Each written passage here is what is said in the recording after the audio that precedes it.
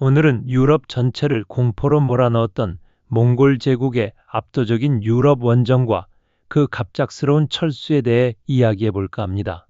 특히 이 원정을 실질적으로 지휘했던 인류 역사상 최고의 명장 수부타이와 명목상의 총사령관이었던 바투, 그리고 유럽군을 무력화시킨 몽골의 독특한 전술에 대해 집중적으로 다뤄보죠.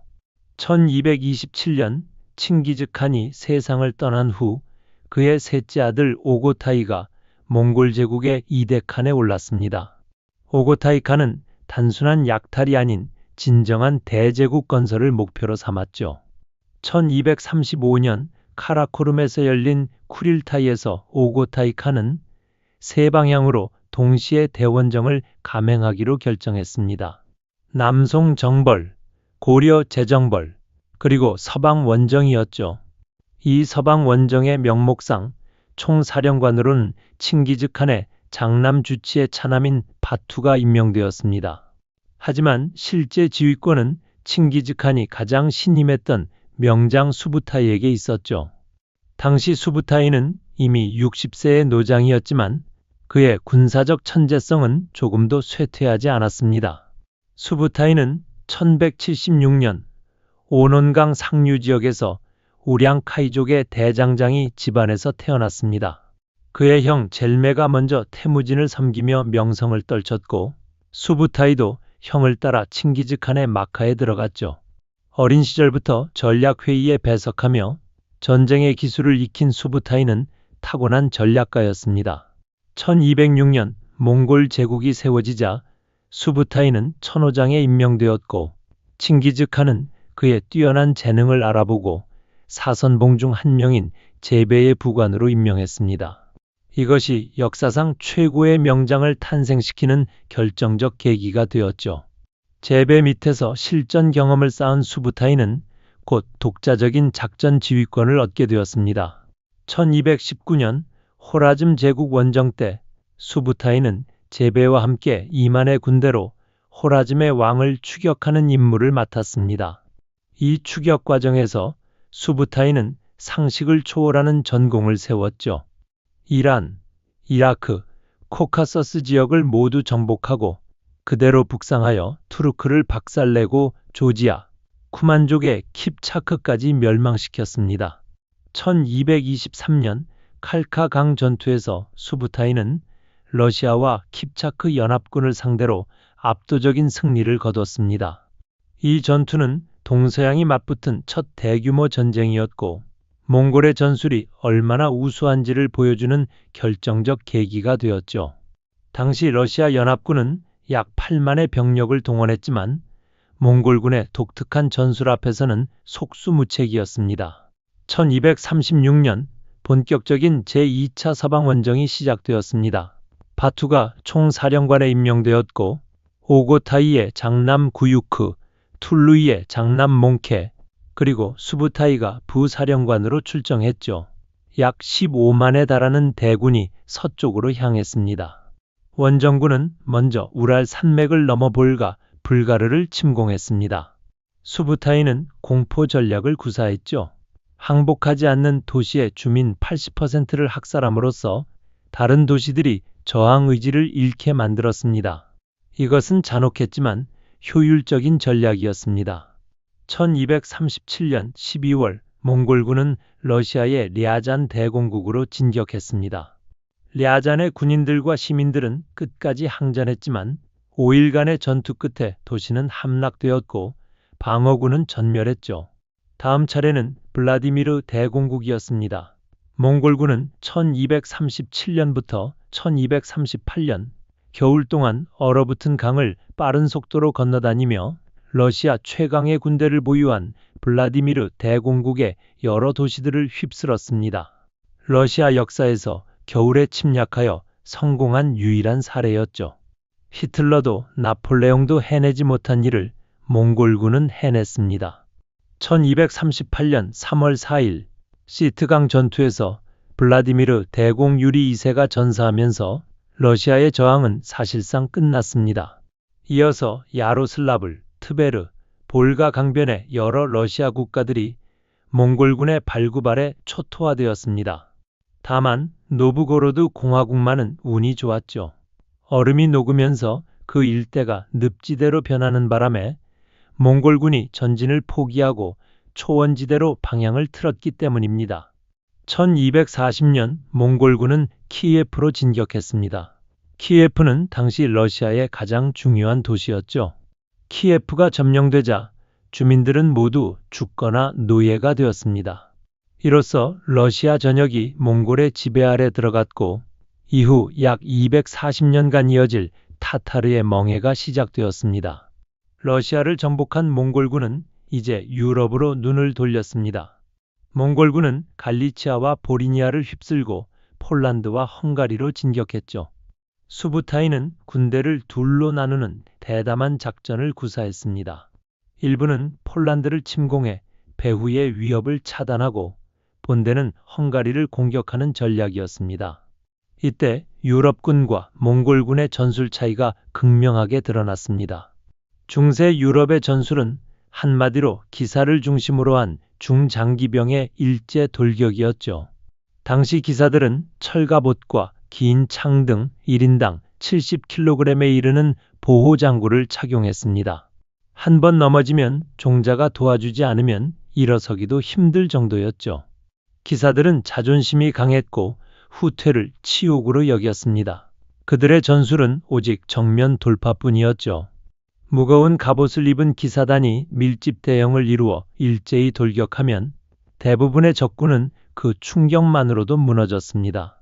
하지만 이것은 기동력을 완전히 희생한 전술이었습니다. 반면 몽골군은 가벼운 가죽 갑옷만 입고 말 위에서 활을 쏘는 기병 중심이었습니다.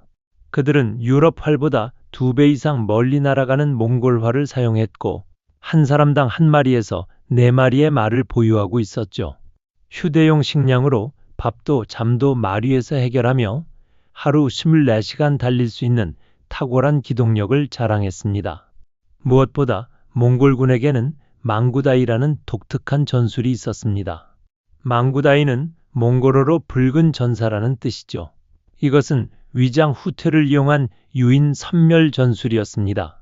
몽골의 경기병들이 적진 깊숙이 들어가 공격을 시도하다가 갑자기 패한 척하며 도망을 치는 것이죠. 망구다이 부대의 역할은 형편없는 전투 능력을 보여주어 적을 방심하게 만드는 것이었습니다. 사기가 오른 적군이 추격에 나서면 몽골 기병은 말 위에서 뒤로 돌아 화살을 날렸죠. 이것을 파르티안 샷이라고 부릅니다. 그래도 굴하지 않고 추격을 계속하면 지형에 유리한 지역에 미리 매복해 있던 본대가 바람같이 나타나 사방에서 포위하고 집중 사격으로 완벽한 섬멸전을 구사했습니다. 망구다이 전술을 수행하는 병사들은 특별히 선발되었습니다. 우선 용맹해야 했죠. 몽골군의 말은 유럽의 말보다 느렸기 때문에 작전을 수행하는 동안 죽을 가능성이 컸습니다.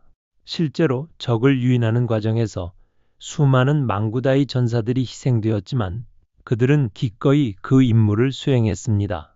1241년 4월 9일 폴란드의 레그니차에서 몽골군과 유럽연합군이 격돌했습니다. 폴란드군, 독일 용병, 템플 기사단, 튜튼 기사단, 호스피탈 기사단까지 포함된 약 3만의 유럽연합군이 결집했죠. 이들은 유럽 최정예의 전력이었습니다.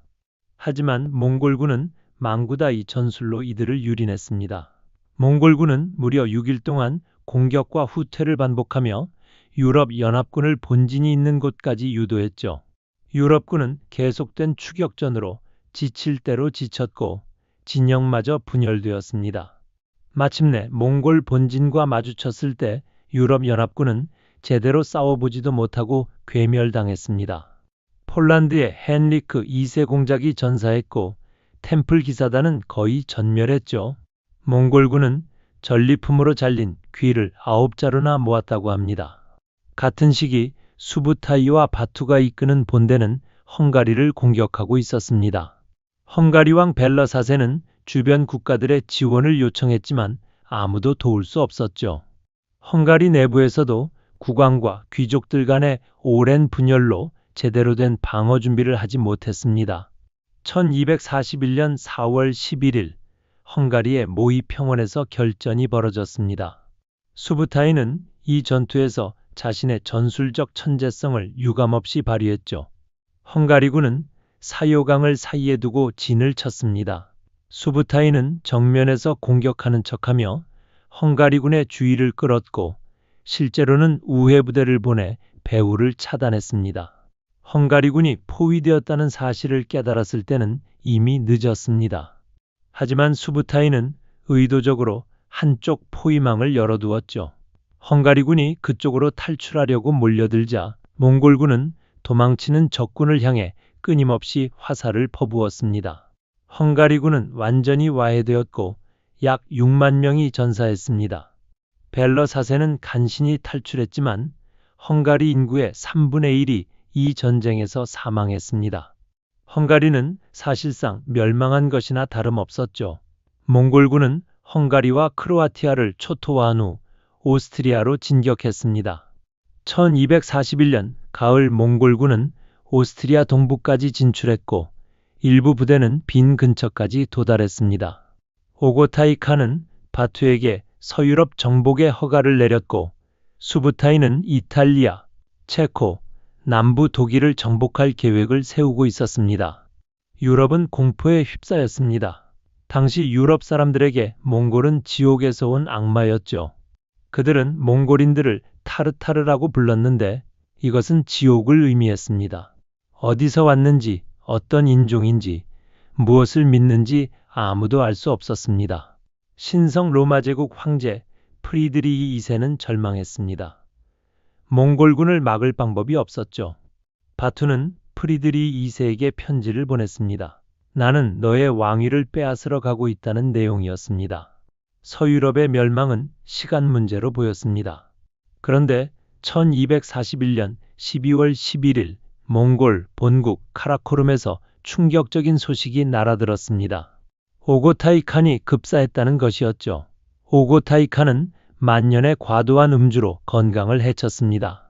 매일 밤을 새워가며 술을 마셨고 야율 초제가 자제를 권고했지만 듣지 않았죠. 1241년 가을 오고타이는 카라코름 외곽으로 사냥을 나갔습니다. 그리고 아랍 상인과 며칠간 밤새 술을 마신 후 얼마 뒤 사망했습니다. 알코올 중독으로 체력이 약해진 상태에서 급성 질환이 발생한 것으로 보입니다. 일설에는 독살당했다는 설도 있지만 확실하지 않습니다. 오고타이의 사망 소식은 1242년 3월 유럽에 있던 바투의 본진에 도착했습니다. 몽골 제국의 전통에 따르면 대칸이 사망하면 새로운 칸을 선출하기 위해 쿠릴타이를 개최해야 했죠. 모든 황족과 주요 장군들이 참석해야 하는 중대한 회의였습니다. 바투는 고민에 빠졌습니다. 유럽 정복은 이제 눈앞이었죠. 하지만 쿠릴타이에 참석하지 않으면 정치적으로 큰 불이익을 받을 수 있었습니다. 더구나 바투는 오고타이의 장남 구유크와 사이가 극도로 나빴습니다. 원정 중에 구유크가 바투를 모욕한 일이 있었고 두 사람은 서로를 증오했죠. 구유크가 다음 칸이 될 가능성이 높았습니다.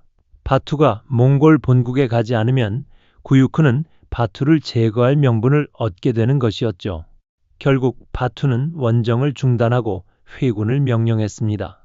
수부타이도 더 이상 진격을 고집할 수 없었습니다. 1242년 봄 몽골군은 전격적으로 철수했습니다. 그들은 왔던 길을 되돌아가며 다시 한번 헝가리를 유린했죠. 페슈트를 파괴하고 불가리아를 토벌한 뒤 몽골군은 볼가 강하류의 사라이에 도착했습니다. 바투는 몽골 본국으로 가지 않고 사라이에 머물렀습니다. 그리고 그곳에서 킵차크 칸국을 세웠죠. 동유럽과 러시아를 지배하는 독자적인 세력을 구축한 것입니다. 바투는 쿠릴타이에 참석하지 않았고 구유크가 3대 칸으로 즉위했습니다. 구유크는 바투에게 유럽 원정 재개를 명령했지만 바투는 핑계를 대며 거부했습니다. 두 사람의 관계는 회복불능이었고 내전 직전까지 갔죠. 1248년 구유크가 바투를 제거하기 위해 대군을 이끌고 출발했지만 도중에 급사하면서 내전은 불발되었습니다. 이후 바투의 지원을 받은 툴루이의 장남 몽케가 4대 칸이 되었고 몽골 제국의 관심은 다시 중국과 중동으로 향했습니다. 유럽으로의 대규모 원정은 다시는 일어나지 않았죠. 수부타이는 원정이 끝난 후 몽골로 돌아갔습니다. 오랜 전쟁으로 한쪽 눈이 멀었고 몸이 쇠약해져 말조차 탈 수 없는 상태가 되었죠. 구유크 칸이 그를 다시 원정대 총사령관에 임명하려 했지만 수부타이는 더 이상 전쟁을 할 수 없었습니다. 1248년 수부타이는 73세의 나이로 조용히 생을 마감했습니다. 그는 일생 동안 32개의 나라를 정복하거나 멸망시켰고 역사에 기록된 것만 65번의 회전에서 승리했죠. 동쪽의 금나라에서 서쪽의 폴란드와 오스트리아에 이르는 광대한 지역에서 그가 만난 모든 적군을 격파했습니다. 수부타이의 전술은 현대 군사교리의 시작점이 되었습니다. 기동전, 포위, 선멸전, 정보전, 심리전 등 그가 구사한 모든 전술이 오늘날에도 연구되고 있죠. 많은 군사 역사가들이 그를 역사상 최고의 전투 지휘관으로 꼽습니다. 바투는 1255년 볼가 강하류의 사라이에서 사망했습니다. 그가 세운 킵차크 칸국은 이후 240년간 러시아를 지배했죠. 러시아 사람들은 이 시기를 타타르의 멍해라고 부르며 역사상 가장 치욕적인 시기로 기억합니다. 오고타이 칸의 갑작스러운 죽음이 유럽을 구했다는 것은 역사의 아이러니입니다. 만약 오고타이가 몇 년만 더 살았다면 수부타이와 바투의 군대는 틀림없이 서유럽까지 진격했을 것입니다. 프랑스, 독일, 이탈리아, 영국까지 모두 몽골의 지배 아래 들어갔을 가능성이 높았죠. 그렇게 되었다면 유럽의 역사는 완전히 달라졌을 것입니다. 르네상스도 종교개혁도 산업혁명도 일어나지 않았을지 모릅니다. 대신 몽골 제국의 영향 아래에서 전혀 다른 문명이 발전했겠죠. 하지만 역사의 가정은 없습니다. 오고타이의 죽음으로 몽골의 유럽 원정은 끝났고 유럽은 살아남았습니다. 몽골군이 철수한 후 유럽 사람들은 안도의 한숨을 쉬었죠. 그들은 이것을 신의 은총이라고 믿었습니다. 몽골의 유럽 원정은 비록 미완으로 끝났지만 그 충격은 엄청났습니다. 유럽인들은 동쪽에 자신들을 압도하는 문명이 있다는 사실을 처음으로 깨달았죠. 이것이 마르코폴로의 동방견물록으로 이어지고 결국 대항해 시대를 여는 계기가 되었습니다. 몽골 제국의 유럽 원정은 단순한 정복전쟁이 아니었습니다. 그것은 동서양의 충돌이었고 서로 다른 문명과 전술의 대결이었죠. 그리고 그 과정에서 수부타이라는 역사상 가장 위대한 전략가가 탄생했습니다.